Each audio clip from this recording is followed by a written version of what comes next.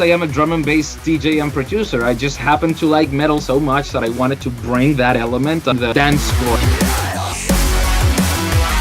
That's why the mask is black and white. There's always a little bit of black in the white and a little bit of white in the black. It's being human. You need an agent. If you're too nice, people walk all over you. So you need a guy to be the dick. Hello everybody to another OLLOChat episode. Today we have Federico Ágreda Álvarez here with us, or shortly Zardonic. Before we jump into the interview, we're gonna roll a little video, artist profile of who Zardonic is, or Federico, so you'll get up to speed to who are we talking with. My name is Federico Ágreda Álvarez. I am professionally known as DJ Zardonic. I was born and raised in Venezuela, and I have worked for the last 15 years as a producer of electronic music and trying to bring elements of industrial music and metal into that. It's almost been 40 countries. They don't seem to get tired of Zardonic. The touring just keeps happening. I remember having a smaller synthesizer when I was about 3. I wanted to make music. It was something that pretty much came to me in a natural way. I had this little recorder. I would go outside and sample the birds, a dog, the sound of the vacuum cleaner, just sampling. I think people see politics like it was baseball or football. Like, you have to stick to your team. This whole Venezuela struggle has really done a number to my head. It's insane. I hate it. So sick of this political nightmare. I don't care who's good, who's not, who's red, who's blue, and who should we have and who we shouldn't have. I just want the whole nightmare to end. So my idea was I have to escape. I moved to Germany with the fight inside my head, and I realized that I didn't need it. It's changing the way I create music as well. I still want it to be heavy and energetic, but it's not as angry or dark. To me, it's a great thing because it's evolution. It's such a joy working with these headphones, man, for real, thank you. It's only fair that we can finally get a pair of headphones that allow us to create quality mixes and masters without breaking the bank. We need it. People like you. Thank you. And we're back with Federico, shortly Zardonic. Federico, how do you feel now that, your birth country, so Venezuela, is being like in a lot of crosshairs and just being torn down basically? How do you feel about it? Venezuela was already very politically polarized with good reason. You have a group of people who thought that Hugo Chavez was the salvation of the country, and you have another group of people that believes that he is the person to be blamed for all the disaster that we have. Everybody is just thinking like horses, they will not see to this eyes. It's just this. And each group is being fed a specific stream of news, which to me, the only purpose of it is to get one group to hate the other. I think we should just look at things the way they are. The truth is, yes, we have a terrible president that has made extremely horrible mistakes that have been detrimental to the economical crisis that we have right now. We have hyperinflation. Whatever it is that is going to happen is out of my control. I just want it to end as soon as possible, and hopefully no more violence and no more death. We don't need any more of that. The fact that you escaped that world, so you managed to get out, how you actually did that, and how did that affect your career? I always liked the idea of living abroad, but I wasn't really considering it until Nicolás Maduro came to power. When this guy came to power, I remember the protests started getting a lot more violent. That stuff actually did a number to my head. I keep seeing these events in my head every single day. There's always something. There's some some anger, some frustration, and it doesn't leave me. I left the country and I brought the fight here, and keeping that under control has been a bit of a challenge. Just focusing on the positive things, I think that's a challenge that I learned from this whole thing. When it comes to your music productions and the sound and the whole brand of Zardonic, how much was that influenced by your childhood, or maybe by things happening and forcing you kind of to live abroad? There is a part of me that really, really loves humanity and believes in people, and I think everybody's good, and then suddenly certain things happen that make me think exactly the opposite, and I just fucking hate everybody. So Zardonic was kind of me just hiding my own humanity to show something raw. It reminds people of comics, of video games, of film, and I enjoy that because it's a character that is struggling in that fine line between good and evil. That's why the mask is black and white. There's always a little bit of black in the white and a little bit of white in the black. It's being human, When you produce music, right, it's important to understand who your listeners are, who you produce things for. I want to know, how do you translate your message, or what is your message? What do you want to translate? What do you want to communicate with people? A lot of people think that I am a metal artist because of the metal aspect in some of my music, most of my recent music, to be fair. But the truth is, I am a drum and bass DJ and producer. I just happen to like metal so much that I wanted to bring that element, and I wanted to give a bit of a live band feel in some of the tracks without losing the dance floor aspect of it, and then bring that sound to the raves. I just make music that I enjoy, and I put it out there, and I try to set a goal, and then sometimes the goal is achieved, and sometimes something completely different happens.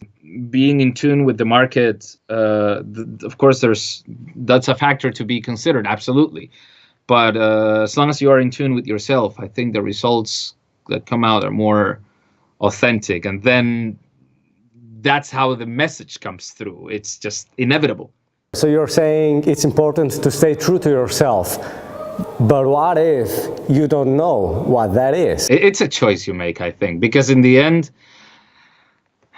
there's things that appear to come out of you naturally, but if you pay close attention, they are still influenced by other things. I am a huge fan of metal, of course. I think that part was pretty understood. I'm not able to produce music that I don't like for myself, but I still am able to work with other artists that make completely different types of music than whatever I would normally do. And it actually teaches me a lot. I learn to appreciate other things.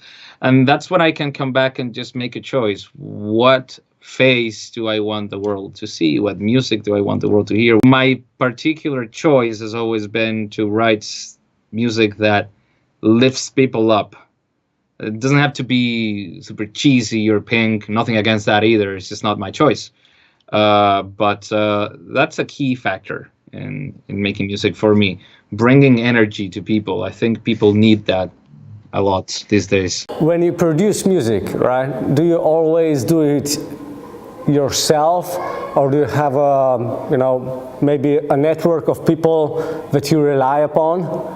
And if you do, I want to know, how do you choose these guys, and how do you actually work on material? It depends. It's usually just me in the studio, but of course I have collaborated with many people. It's usually based on two things. The first thing is if I like the music they do. The second factor is if I like them as people.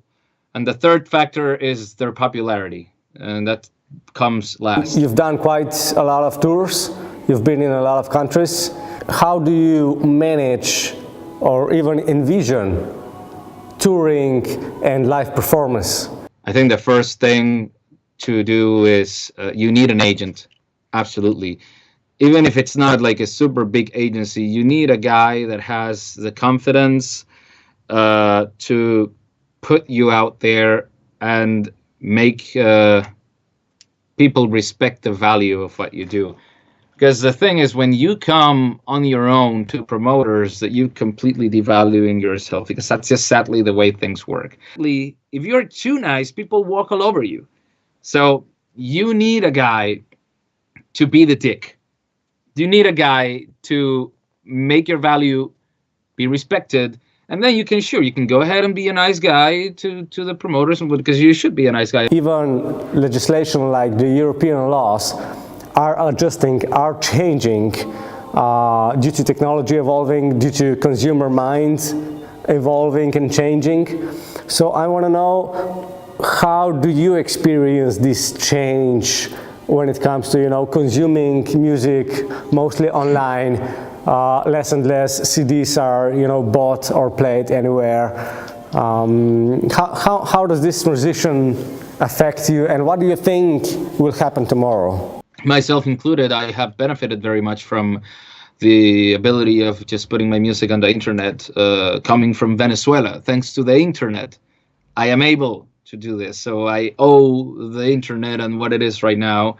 I owe the business the way it is right now. Said, when you make things easy, and these things happen, because there's way too many engineers, way too many people. It's a beautiful thing that everybody is able to create and directly from your computer to the internet worldwide market, and you can literally just hire a distributor and bypass a record label and do everything yourself. You've been using our S4 model for a while now. Yeah. What are your thoughts on it? The high end on these can still be heard. It's still clear, but it doesn't pierce my ears. It's not fatiguing. It was the first thing I noticed. And the low mids are also very prominent. So they tell me straight up if there's any sort of muddiness happening. It helps a lot, especially with electronic music, because there's a certain range where you usually don't want a lot of information happening because they sound in big clubs, and this area is not very helpful. And the translation, man, like I do something in the monitors. Well, these monitors are wonderful. This new upgrade that I had, the PMC Result 6, it's crazy. Everything I mix here translates anywhere. What are your plans? What are you working on at the moment, and what will the 2019, the 2020, the 2021 bring to the Zardonic brand? We will be seeing more shows, more records, more music. I enjoy being in the studio so much these days. It's like, oh my God, it's such a joy.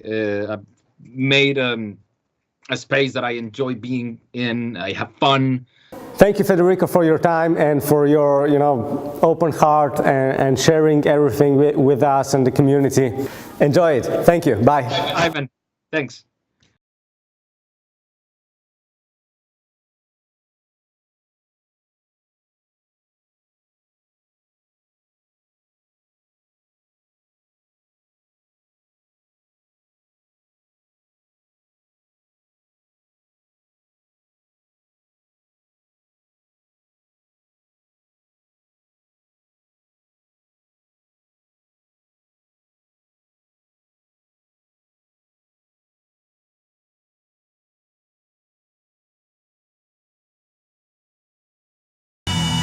I've been asked this question many times, like, what should I do to be successful? What should I do to achieve what I want to achieve? You just throw yourself out there, and there's no guarantees. The only guarantee that you will have is that you will not get anywhere if you don't do anything. You have to do something, and it's part of the journey. The reason I am not afraid of failing is because I know that I can always try again. Doesn't matter as long as you are alive. You can't just be in love with the idea. You need to grab that guitar and play it. You need to grab that synthesizer and make noises. You need to sit in front of the computer. We're just humans, man. Like, it's not about being special. It's about doing whatever the fuck you want to do. It's that simple. If you want to do it, you go out and you go get it.